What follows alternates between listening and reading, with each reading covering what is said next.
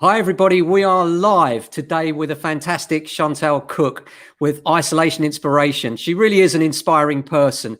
I mean, first of all, I think you need to get the background on who she is. She's an award-winning journalist. She's a broadcaster. She's co-founder of the UK's first ethical radio station, Passion for the Planet. And she beat the likes of Kiss FM for those licenses. I remember it very well. She's also CEO of a successful boutique PR agency, Panpathic Communications. Amazing person. We're here today to talk to Chantal specifically about her move, but she'll have some tips for you on PR and things as well. We'll come back to that later.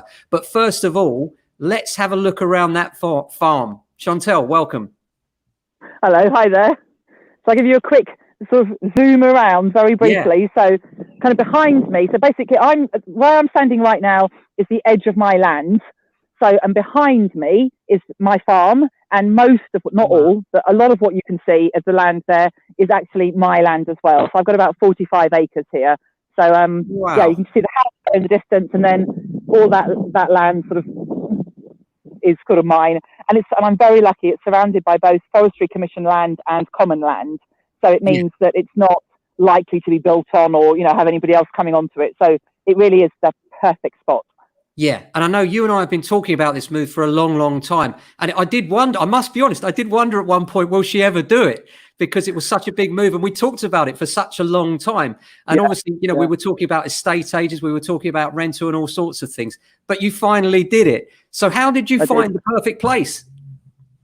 I think there's a couple of things on that really. So one is what gets you over that sort of inertia, because as you say, I had talked about it for a long, long time. And by the way, while I'm talking, I'm going to take you on a little tour at the same time.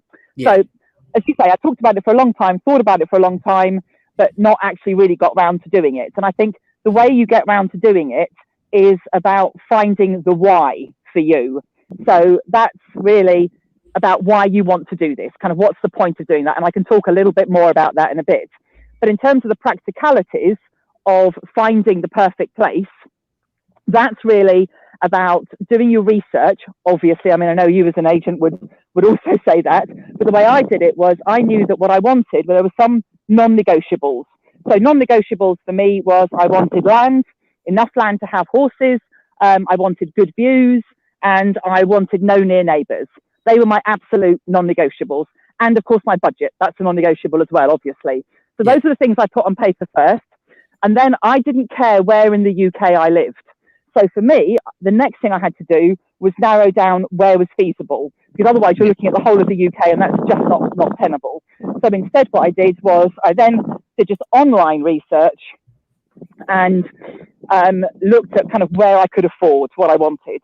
And that very quickly narrowed it down to being either Wales or certain areas of Scotland. So central West Wales and kind of Scotland, avoiding the central belt, basically. And then from there, it was easier to then kind of choose the properties to go and look at. What I did then was went and looked at lots and lots of different things, really, because I needed to narrow it down even further. And so by going to see lots of different properties, and I will tell you, I looked at 54 properties over the space of 2 years in order to find the right place. But every property I looked at helped me narrow down more of my non-negotiables.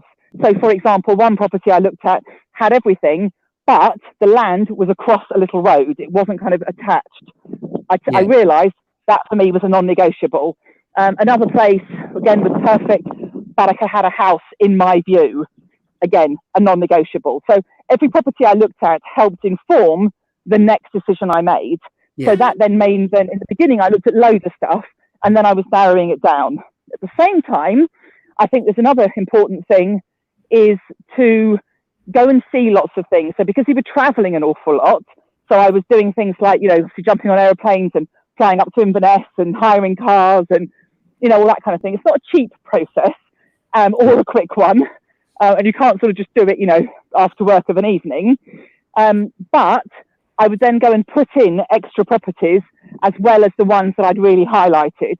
And that, again, just helped to inform me. So I think it's about perseverance. It's about helping you define what your non-negotiables are, which you might not know what they are in the beginning, and then basically sticking with it.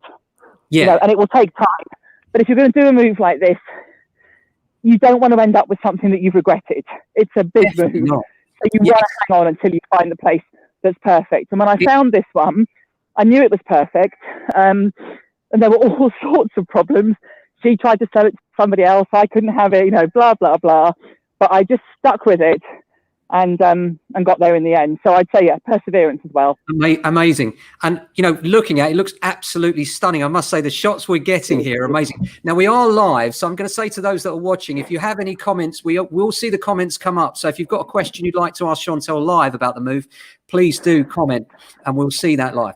Now, in terms of other things, what would you say to people? Because I know it took you a long time, and I just wonder if someone was procrastinating about the move, what would you say? How would you...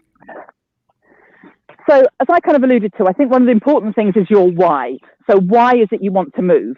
So where I started, and when you and I first started talking about it, my why was really, I want to get out of London. Yeah. And that's a good why to start. Come through the gate and I'll take you through the sheep at the same time.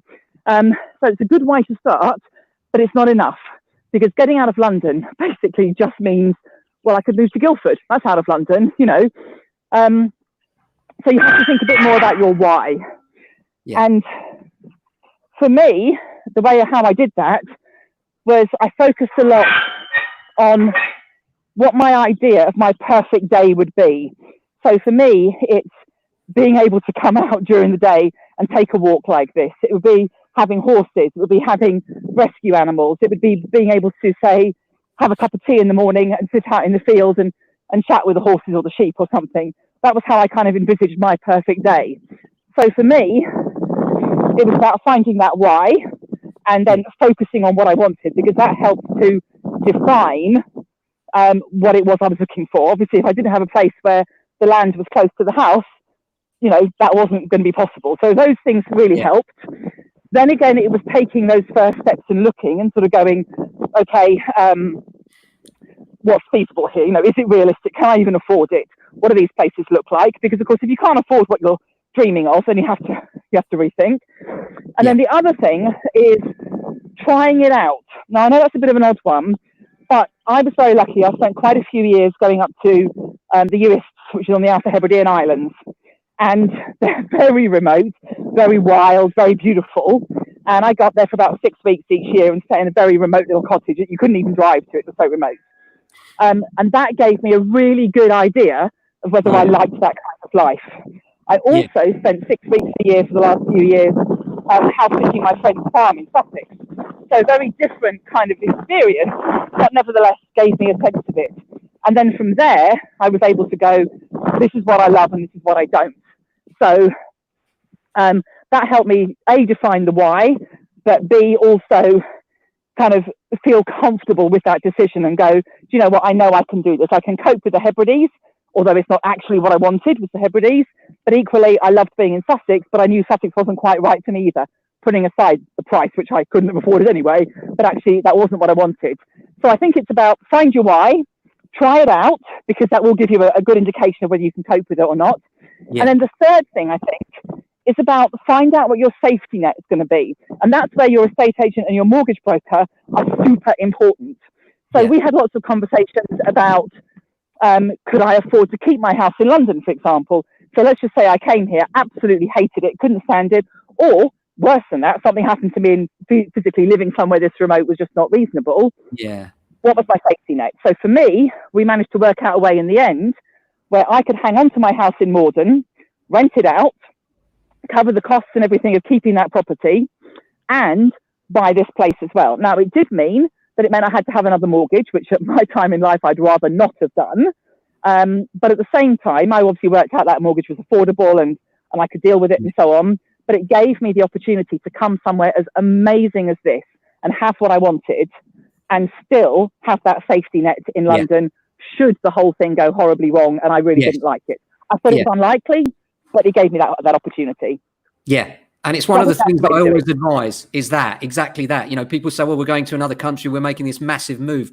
I always say, well, have you thought about keeping what you have hold of so that you can make sure that you have a choice here? Because otherwise it's very difficult to exercise that. But next question, two things, first of all. I know a lot of people will be busting a gut to know where you are and what it costs. Can you tell us a little bit about that? So I'm in kind of central West Wales, which is, Wales is a bit like a donut. So all around the edges, so along the coastal areas and along the sort of border with England, and then down the sort of south and the north and Snowdonia, that's all the more populated areas of Wales. Then you've got this central section, kind of central West Wales, and that's quite empty. So that's where I am, and it is empty, but it is beautiful. So the farm is 45 acres. The house is a 5-bedroom house, and I bought it in 2018, and I paid 425,000 for it. And I would say that was a fair price. I don't think I got a fantastic deal, but I certainly wasn't ripped off either. That's a lot of land when you compare it to Morden, Chantal. It's a huge amount of land. And actually what's interesting is that land in Wales, on average, and I'm talking about on average, you're going to pay about £10,000 an acre. So actually, when you think about how many acres I've got, plus the fact that I've got a 5-bedroom house, which was in good condition as well, because another one of my non-negotiables was I did not want a project. I am not a house project person. Yeah. So that was good. Other thing I wanted somewhere I could move into. So I got a house I could absolutely move into, 5 bedrooms and all that land for actually kind of what you pay for the land. So you have to look around, and you will find that buying a property with land will be a cheaper way of getting the land sometimes, which I know sounds a bit ironic, but again, it's about the condition of the land. So this land is not arable. You can't grow anything on it, but you can graze sheep. And from my point of view, it's perfect because it's reasonably untouched, and it's great for biodiversity. So the things that I've got planned are about improving the biodiversity. So again, that's about finding your whys and your non-negotiables. Absolutely. Now that you've done it, Chantal, has the reality matched up to the dream? It's even better than I imagined, to be honest. There's one, I'll deal with the downside first, just let's get that out of the way. So the downside is I kind of thought, oh yeah, it'd be no problem, come back into London for meetings and stuff like that. I'll just map it out, 4 or 5 days a month, easy peasy. That's not proved as easy as I thought. The journey is a lot longer and a bit more arduous than I anticipated. So that's the downside, is it's definitely, it's basically, it takes a whole day to get from here to London. So you've used up a whole day. Yeah. So that's not great. So that's the one downside. But whenever I get a bit of a grump on about that, I kind of go, hold on a second, Chantal. Look at where you live. You could live back in Morden if you really wanted to, and have the easy 1 hour into London, 1 hour to Gatwick Airport. But actually, you wouldn't have all of this. So whenever I do get a bit of a grump, I remind myself that look at what I've got. But other than that, everything else about it is absolutely as good, if not better, than I imagined it would be. It's everything I dreamed of, and every day I'm discovering new things that are like, oh wow, and I can do this, or oh, I didn't know I had that, or something. It's amazing. Absolutely. It's one of those things where you kind of go, God, why didn't I do this years ago? But I'm not going to beat myself up for that, because you do these things when the time is right for you, and the time was right for me when I did this. Definitely. Now, where you're standing at the moment, Chantal, we're at the edge of a river there. It looks like you're going to fall off the edge in a minute. Where are we? Are we by a stream? So this is my 12, right? So there's a river that runs through my land, so we can sort of this is it going out of my land effectively, as it goes further down past where we were standing earlier. And then when behind me in a second, you see swallows going round. So behind me, which we're going to have a look at in a second, the river is coming through the top of the land. So you can kind of see it. You can't see the river much of it, but you can see where it cuts through the land and goes off into the distance. Absolutely. It is absolutely beautiful. And where I'm standing is what I call my troll bridge. So I like to imagine that there are fairy tale trolls that live underneath this bridge. And when I come down here, I have to ask permission for the trolls. Like Billy Goat Gruff, kind of, trolls, please can I cross the bridge? And then they let me cross. Now, one of the things a lot of people would worry about, well, me included really, would be about friends. I mean, you are, as you rightly say, in a remote place, and I know that's exactly what you wanted.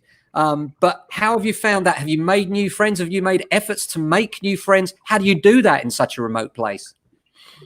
Yes, it did worry me a little bit at first as well, because obviously I don't know anybody here, and Wales was chosen not because I had family here or anything, or even really any connections at all. It was chosen because it was the right price in the right place.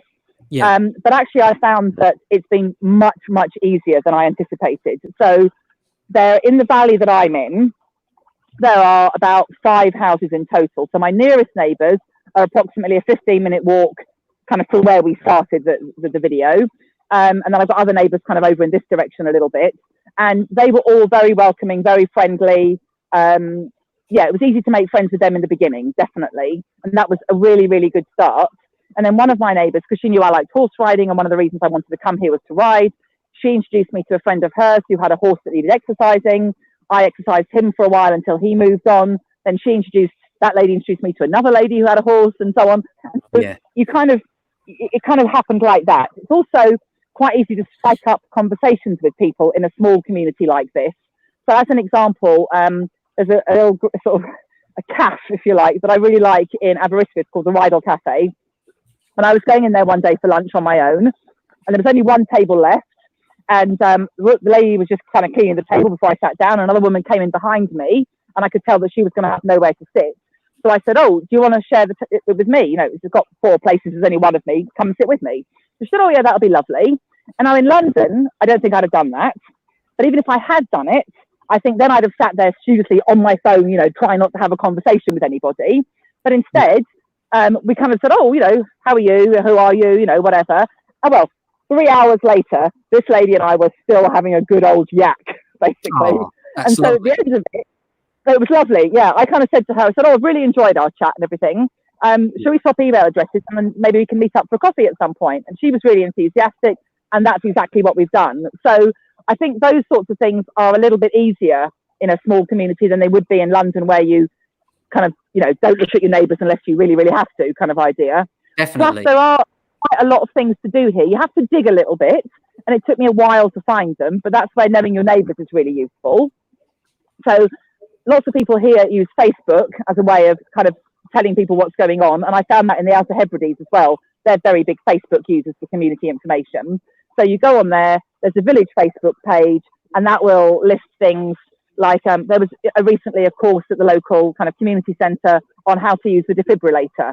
So, hey, I want to know how to use a defibrillator. Kind of went down there. That got me chatting to other people, found out about their stories. And that's kind of how you build those relationships. So, Brilliant. Personally, I found everybody really, really welcoming and haven't had a problem making friends. And that's even, you've got to remember that people that live like, you know, in these kind of places, we're a bit self-sorted in the sense that we're not desperately sociable. Like, I don't move here if what I want to do is party 24/7. That would be bonkers. So it means other people here are also not big sort of party animals. We like to have our own space. We like to be self-contained. But despite that, we've all, you know, there's good friendships that develop here. So I think if you were in an area where people wanted to be more social, you'd probably find it even easier than I found it. Yeah, that's interesting, because actually I find you quite a gregarious person, you know, and that's, I think, is probably one of the reasons why I doubted whether you'd ever go through with it, because but I think you find that in other things that you do through your career. I've just had a live comment come in from somebody say, yes, lovely environment, but how has it impacted on your career and your earnings? Okay, good question. So I'm very lucky in that I can work from anywhere. And when I set up Panpathic, the PR company, I deliberately set it up in such a way, this is long before the move, that all my staff work remotely. So it was never that we had to have a central place. So that was a good thing, and that obviously helped me move. Clearly, internet connection, a decent internet connection was another non-negotiable on my list. I don't get broadband here, but I have a very good line of sight signal to a Vodafone mast. So we're working off the Vodafone mast at the moment rather than off any kind of Wi-Fi. So that's fine. And then I will be honest, in the beginning, I was like, oh, I thought there'd be networking events all over the place, and there wasn't. And I was a bit worried about that and thinking, oh, God, I'm going to have to drive, 3.5 hours to Cardiff just to go to a networking event or something. But what I then found was I'm a member of the IOD, the Institute of Directors, and I spoke to the Welsh chairman of the IOD, who was very, very helpful, and said that I was looking for networking in the local area. And she then connected me with a lady from the Innovation Centre in Aberystwyth.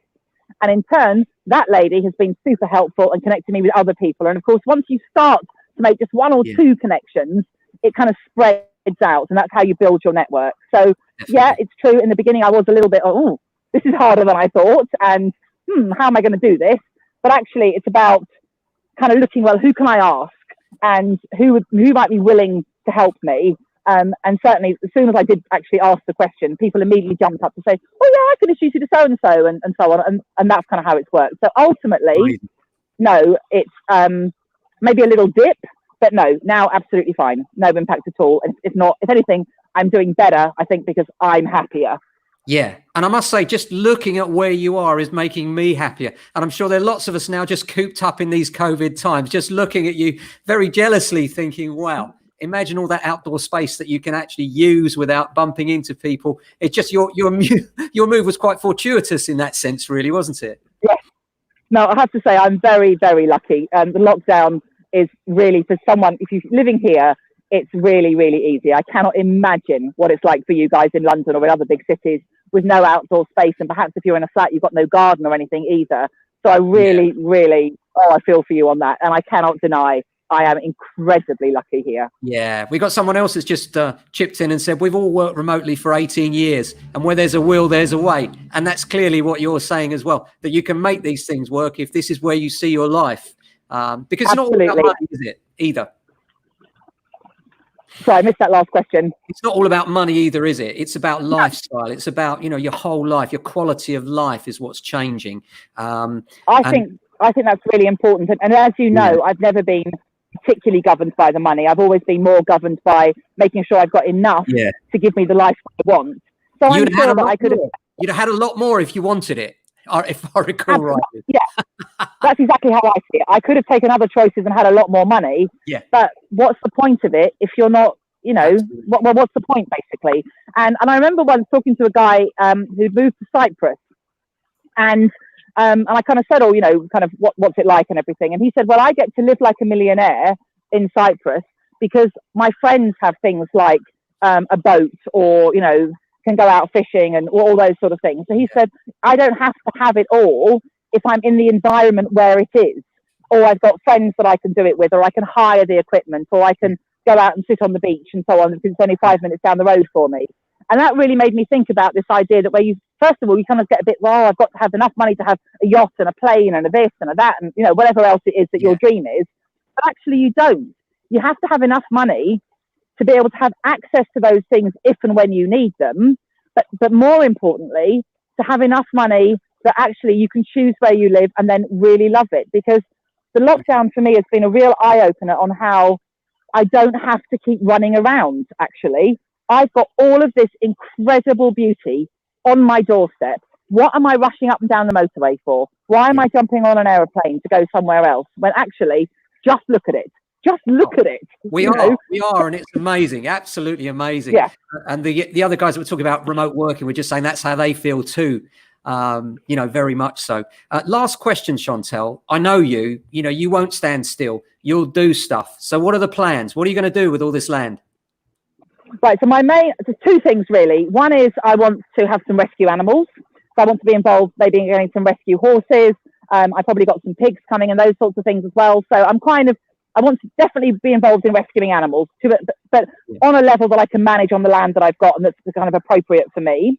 And then the other thing I want to do is protect the land for biodiversity. So, for example, there's a field which I haven't taken you to, but it's kind of up in that direction. Yeah. And I've got about an acre of that that's been cleared from all the scrubby kind of grass that was there. And I've got a guy coming in to harrow it, and we've got wildflower seeds. So I've done quite a lot of research on native wildflower seeds.